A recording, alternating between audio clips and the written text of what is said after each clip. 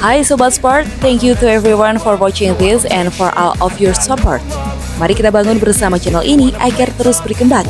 Jangan lupa like jika kalian suka dengan video ini, share kepada teman-teman kalian, dan subscribe jika kalian ingin melihat video selanjutnya dari channel ini. Lantang menyentil jadwal turnamen yang dianggapnya tak manusiawi karena terlalu padat, saran legenda bulu tangkis asal Malaysia, Lee Chong Wei, ditolak oleh BWF. Legenda bulu tangkis yang pernah menapaki puncak di ranking BWF, Lee Chong Wei, belum lama ini menyuarakan pendapatnya tentang jadwal pada turnamen.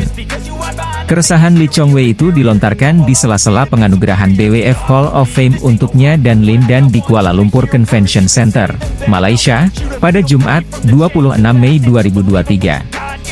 Saya pikir bulu tangkis sekarang hanya tentang kuantitas dengan rangkaian turnamen secara beruntun. Pemain bukanlah robot, ucap Lee Chong Wei dilansir dari TVBS. Olahraga ini sekarang tak masuk akal. Ada rangkaian ketegangan tanpa henti, banyak pemain yang cedera. BWF sebaiknya mengurangi jumlah turnamen.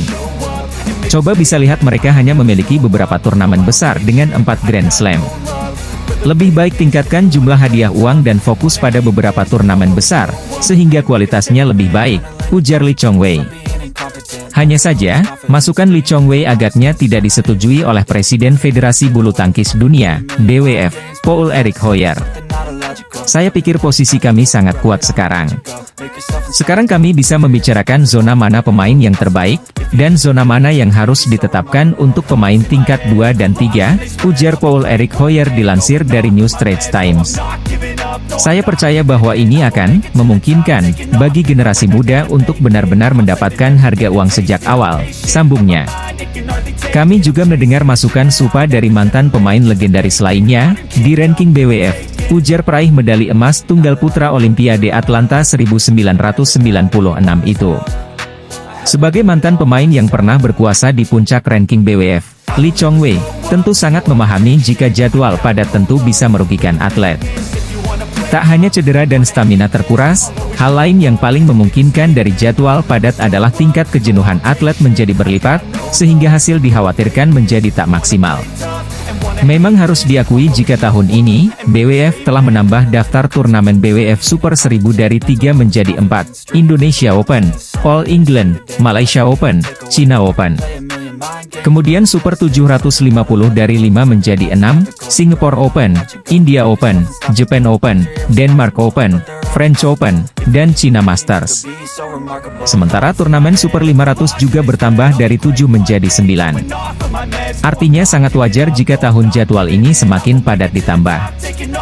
Contohnya, usai Piala Sudirman 2023 pada 14–21 Mei lalu, sudah ada 4 BWF World Tour yang digelar secara maraton.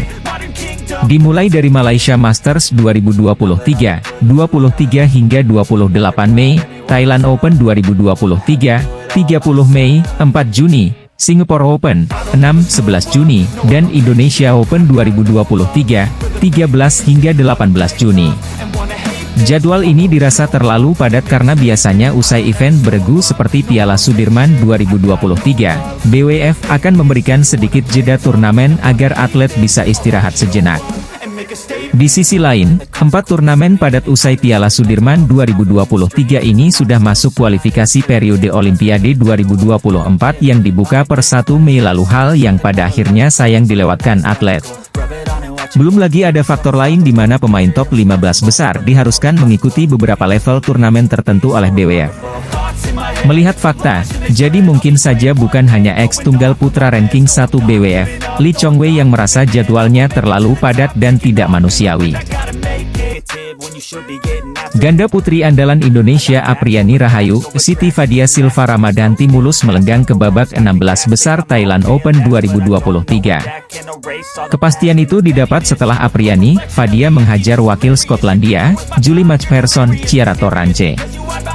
Laga tersebut digelar di lapangan 3 Indoor Stadium Hua Mart, Bangkok, Thailand pada Rabu, 31 Mei 2023, pagi waktu Indonesia Barat. Apriani Fadia berhasil mengamankan tiket babak 16 besar setelah menang dalam 2 game langsung dengan skor 21-11 dan 21-12.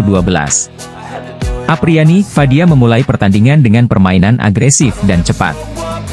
Ganda putri ranking 4 dunia itu tidak memberikan kesempatan match person Torrance untuk melawan. Permainan cepat tanpa kesalahan membuat Apriani Fadia unggul jauh sejak awal pertandingan.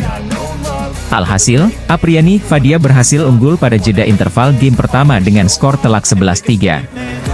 Setelah jeda, Apriani Fadia tidak menurunkan tempo permainannya dan memanfaatkan sejumlah kesalahan match person Torrance.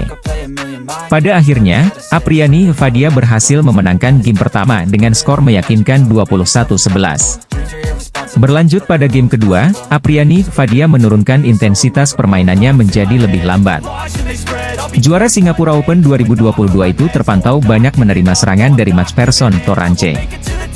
Namun, keduanya dapat mengantisipasi serangan itu dengan baik. Alhasil, Apriani Fadia kembali unggul pada jeda interval dengan skor 11-7. Setelah jeda, Apriani Fadia terus bermain dengan tempo permainan lambat. Namun, perlahan mereka berhasil meninggalkan match person Torrance. Pada akhir-akhir pertandingan, match person Torrance banyak melakukan kesalahan fatal yang berujung poin untuk Apriani Fadia. Akhirnya, Apriani Fadia berhasil mengalahkan match person Torrance di game kedua dengan skor 21-12. Legenda bulu tangkis Cina, Lin Dan, mengintip rivalitas sektor tunggal putra jelang Olimpiade Paris. Namun, nama Anthony Sinisuka Ginting dan Jonathan tidak disebut oleh peraih 2 medali emas Beijing dan London tersebut. Kualifikasi Olimpiade Paris 2024 untuk cabang olahraga bulu tangkis sudah dimulai sejak Mei 2023 hingga April 2024 mendatang. Sejauh ini, poin-poin Piala Sudirman dan Malaysia Masters sudah dikumpulkan para pemain dunia. Lin Dan dan rival sengitnya, Lee Chong Wei, baru saja dinobatkan ke dalam Hall of Fame BFW di Kuala Lumpur, bersamaan dengan turnamen Malaysia Masters 2023 pekan lalu. Dalam sesi konferensi pers, Lin Dan menyoroti sektor tunggal putra di era masa kini. Peraih 2 kali medali emas Olimpiade tersebut menyebut persaingan di sektor tersebut sangat sengit. Sebagaimana melansir dari IUK, Lin Dan menyebut nama Victor Axelsen yang saat ini berstatus tunggal putra nomor 1 dunia pada ranking BWF. Menurut Lin Dan, tunggal putra asal Denmark tersebut memiliki performa yang lebih stabil meski musim ini jarang mengikuti turnamen karena dibekap cedera. Axelsen musim ini baru memenangkan 1 gelar juara, yakni Malaysia Open 2023, pada 5 turnamen yang dijalani dari 9 event BWF World Tour yang sudah berlangsung. Meski demikian, Axelsen masih mampu mempertahankan posisinya di peringkat 1 dunia berkat perolehan poin 103.005 yang belum terkejar oleh rival-rivalnya.